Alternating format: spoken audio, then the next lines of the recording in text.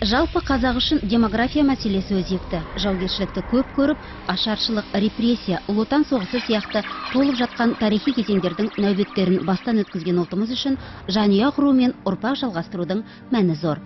81 жастағы Зейнолла Ақсақал әкесін соғыста жоғалтқандар қатарында.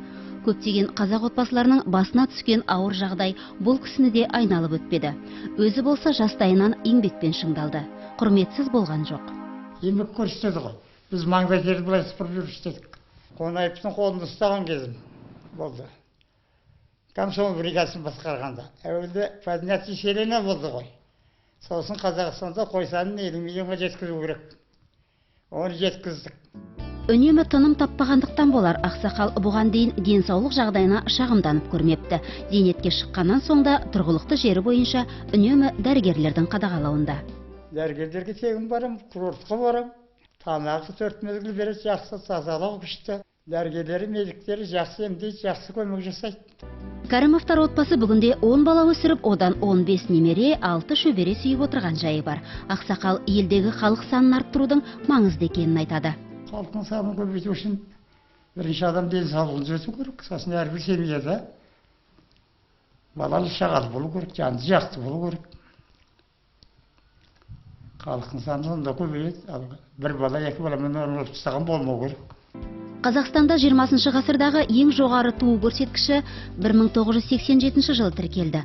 Ал тәуелсіздіктің алғашқы жылдары эмиграцияның артуы мен табиғи өсімнің құлдырауынан халқымыздың саны азайып кеткені белгілі. Біздің халқымыз әрине 90 жылдар қатты қиындықтар көрді. Өздеріңізде білесіздер, Совет одағы құлағаннан кейін дағдарыс басталды, яғни экономикалық біраз күйреншілік сезіндік. Осы процесстер халықтың көшіп-қонуына тікелей әсер еткен болатын. Көрші мемлекеттерге бұрын иммиграцияға көшіп келген, тың игеру жылдарына көшіп келген халық енді керісінше тарихи отандарына қайта бастаған болды. Тәуелсіздік жылдарында қазақстандықтардың өмір сүру ұзақтығы 4,4 жылға ұлғайып, 2015 жылдың нәтижесі бойынша 72 жасты құрады. 1991 жылы бұл көрсеткіш 67,6 болатын. Павлодар облысы бойынша жекелей алғанда бұл көрсеткіш 71 жасты құрап отыр. 10 жылдың ішінде 64 жастан 72-ге дейін бүкіл халықтың өмір жасын ұзарту ешбір елдерде кездескен емес. Мемлекет қандай жағдайда да әлеуметтік міндеттемелерін шашау шығармай орындап келеді. Нұрсұлтан Назарбаев, Қазақстан Республикасының президенті. Біз ақырындап өсіп келе жатырмыз. Қазақ халқының қазір Қазақстанда 70 мөлшерге жуығы титулды қазақ ұлты саналады.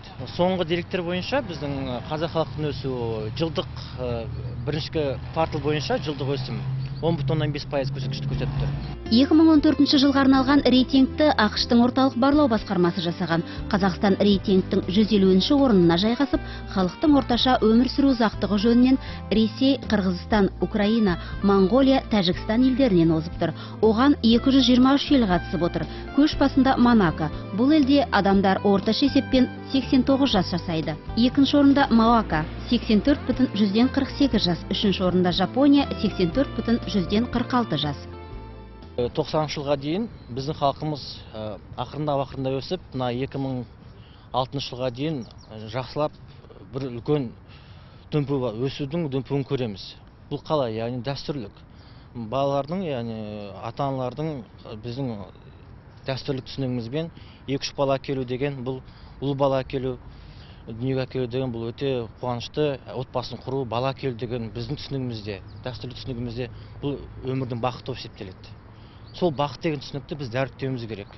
Ары қарай жарнамаларда болсын, бүкіл мемлекеттік саясатта болсын, осы мәселені әр уақытта жақсы түрде насихаттау керек.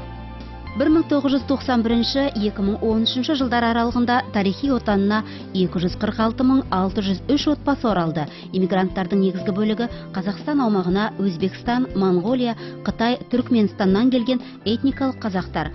Соңғы жылдары сыртқы көші-қон ағыстарының қарқыны едәуір төмендеген. 2006 жылдан көрсек, халық саны азаюы ақырындап тоқта бастап, ақырындап енді керісінше процесс, яғни көбею басталды. Яғни өз отанына енді қазақтардың өз тарихи отанына қайту процесі белең ала бастады. халықтың орташа өмір ұзақтығының артуын ең негізгі жетістік деп санауға болады. Денсаулық сақтау мәселесі мен әлеуметтік жағдайдың жақсаруы қазақстандықтардың өмірінің ұзақтығына әсер етуде. Тәуелсіздік алғаннан бері 1300-ден астам денсаулық сақтау нысаны, 1700-ден астам білім беру ошағы салынды. Бұлардың барлығын ең соңғы үлгідегі құралдармен жабдықтадық. Аса күрделі операцияларды, емдеулерді өз елімізде өз дәрігерлеріміз жасайтындай жағдайға жеткіздік. Қазақстан Республикасының президенті Нұрсұлтан Назарбаев. 2015 жылы біздің аурухана республика медициналық ұйымдарының ішінде жоғары екінші орын алып отырмыз. Ол көрсеткіштер әрине тексеруден өтілген, сондықтан бұл өте жақсы жетістік. Екіншіден, жаңа екінші керекті бізге толықтыру ол жоғары білікті мамандар дейміз. Жоғары білікті мамандардың бізде көптеген мамандар істейді. Соның ішінде мысалы 2014 жылы біздің неонаталдық хирургия, кіші сәбилерге арналған хирургия жүргізушілі іштен бітіп туған ауруларды хирургиялық коррекция жасау жөнінде жұмыстар өткізіліп жатыр. Міне 5 жылдан астам. Бұл көрсеткіштер өте жақсы. Жақсы деп жай ғана айтылмайды, өйткені біз Қазақстан бойынша Павлодар облысы бірінші орында тұрмыз.